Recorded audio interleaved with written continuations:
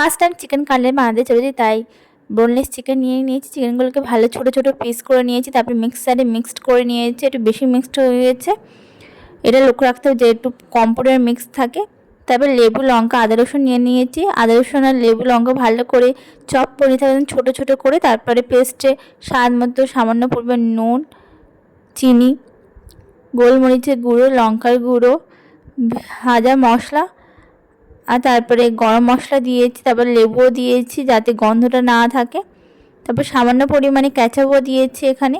তারপর কুচে রাখা ছোটো ছোটো পিসে আদা রসুন লঙ্কা দিয়ে দিয়েছি, আর এতে ধনে পাতাও কেটে রেখেছিলাম, ওটাও দিয়ে দিয়েছি। তারপর ভালো করে মিক্সড করতে হবে।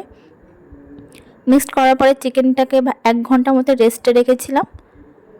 রেস্টে রাখার পরে ছোটো ছোটো করে ডো করে নিয়েছি। তারপরে চিকেন কাটলেটের শেপ দেওয়ার চেষ্টা করছিলাম। শেপ দেওয়ার পরে চিকেনটাকে 3-4টে ডিম ফাটিয়ে নিয়েছিলাম। চিকেনটাকে কোট করে নিতে হবে আগে ডিমের মধ্যে, তারপর ব্রেড ক্রাম্বসে কোট করে নিয়েছি। এরমভাবে আবার ডিমে কোট করেছি, আবার ব্রেড ক্রাম্বসে কোট করে নিয়েছিলাম। এরমভাবে 3-4 বার কোট করার পরে রেডি হয়ে যাবে আমাদের চিকেন কাটলেট।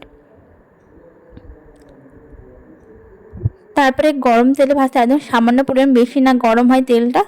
তারপরে গোল্ডেন কালার এসে গেলে আমাদের চিকেন কাটলেট রেডি হয়ে যাবে। দেখো একদম পারফেক্ট কালার এসেছে আমার কাটলেটের। তারপর সার্ভ করে যে কোনো চাটনির সাথে। প্রচণ্ড টেস্টি হয়েছিল, তোমরা তাড়াতাড়ি বাড়িতে বানিয়ে ফেলো। আমার ফ্যামিলির লোক তো খেয়ে দারুণ বলেছে। তোমরা কেন দেরি করছো, তাড়াতাড়ি বানিয়ে ফেলো বাড়িতে।